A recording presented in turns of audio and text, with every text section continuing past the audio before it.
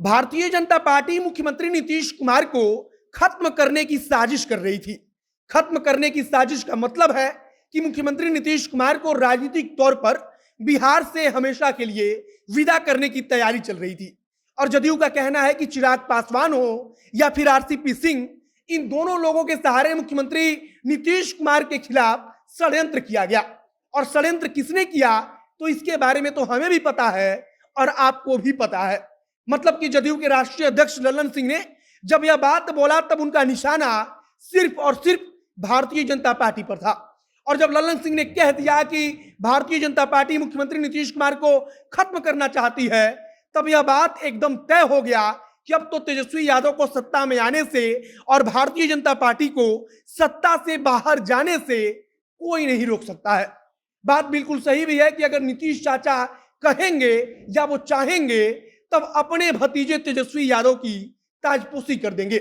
और अब तो बकायदा भाजपा के नेताओं को दिखाया जा रहा है कि तुम सब लोग मिलकर नीतीश कुमार को खत्म करना चाहते थे, लेकिन नीतीश कुमार इतनी आसानी से खत्म होने वाले नहीं है। तो आज हम आपको कहानी बताने वाले हैं कि कैसे भाजपा ने नीतीश कुमार को खत्म करने की योजना बनाई थी, लेकिन नीतीश कुमार ने तेजस्वी का हाथ एक प्रकार से पकड़कर इस पर लगभग पानी फेर दिया है। बाकी नमस्कार, मेरा नाम है मोहित कुमार सिंह और आप देख रहे हैं हमारा विशेष कार्यक्रम एक्सप्लेनर। माँ भवानी डेकोर अच्छा टाइल्स बेचती है। अगर आपको घर बनवाना है तो माँ भवानी टाइल्स ले जाइए और अपने सपनों का घर बनवाइए। कहानी की शुरुआत हम 2019 से करेंगे, जब लोकसभा का चुनाव खत्म होने के बाद नरेंद्र मोदी दूसरी बार प्रधानमंत्री बनते हैं। और उस समय जदयू ने कह दिया कि हम आपकी सरकार में शामिल नहीं होंगे। मतलब कि जदयू ने केंद्र सरकार में शामिल होने के लिए सीधे तौर पर भारतीय जनता पार्टी से कहा था कि हमको अपने हिस्से के बराबर का मंत्री पद चाहिए। मतलब कि जदयू ने भाजपा को सीधे कहा, और मुख्यमंत्री नीतीश कुमार के बारे में कहा जाता है कि उस समय उन्होंने खुद कहा कि जदयू को केंद्र सरकार में कम से कम 2 मंत्री का पद चाहिए। लेकिन भारतीय जनता पार्टी ने शायद नीतीश कुमार को उनकी हैसियत दिखाते हुए कहा कि हम आपको केंद्र सरकार में सिर्फ 1 मंत्री का पद देंगे। लल्लन सिंह इसी बात को आज बता रहे हैं और कह रहे हैं कि हमने 2 मंत्री के पद मांगे थे, लेकिन मुख्यमंत्री नीतीश कुमार का सम्मान नहीं किया गया, जदयू का सम्मान नहीं हुआ और 2 मंत्री का पद नहीं दिया गया। अब कहानी को आगे सुनिए कि आरसीपी सिंह इसके कुछ महीने के बाद, या कह लीजिए कि साल 1.5 साल के बाद, वो जब 2020 का विधानसभा चुनाव बीतता है तब उसके ठीक बाद केंद्र सरकार में मंत्री बन जाते हैं। और आज आरसीपी सिंह को लेकर जदयू के राष्ट्रीय अध्यक्ष लल्लन सिंह कहते हैं कि उनको नीतीश कुमार ने मंत्री बनने के लिए कहा ही नहीं था।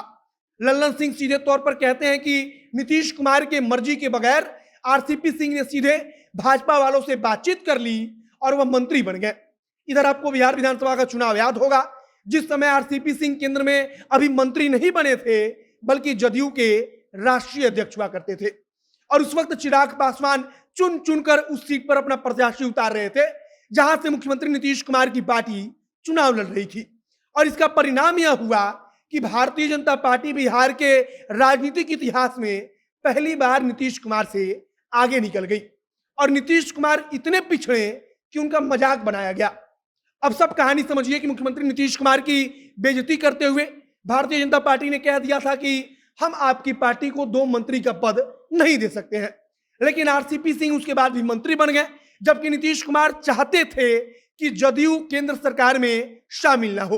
लेकिन आरसीपी सिंह ऊपर ऊपर भाजपा से बातचीत करते हैं और वो वहां पर मंत्री बन जाते हैं।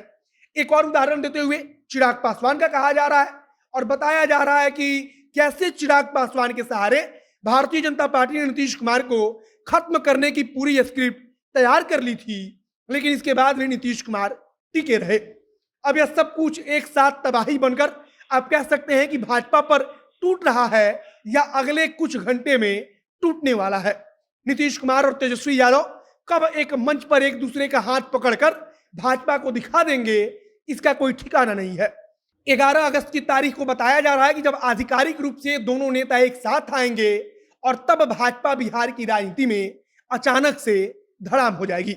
यानी कि भाजपा का जो राजनीति होगा बिहार में कम से कम तब तो समाप्ति के कगार पर पहुंच जाएगा, क्योंकि भाजपा अकेली इस स्थिति में नहीं है कि वो बिहार की राजनीति को संभाल सके और सत्ता में वापसी कर सके।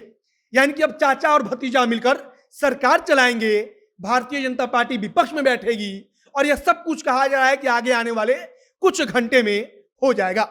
बाकी आपको क्या लगता है उसे कमेंट बॉक्स में लिखकर बताइएगा। आगे जो कुछ नई जानकारी आएगी उसे हम आप तक पहुंचाएंगे।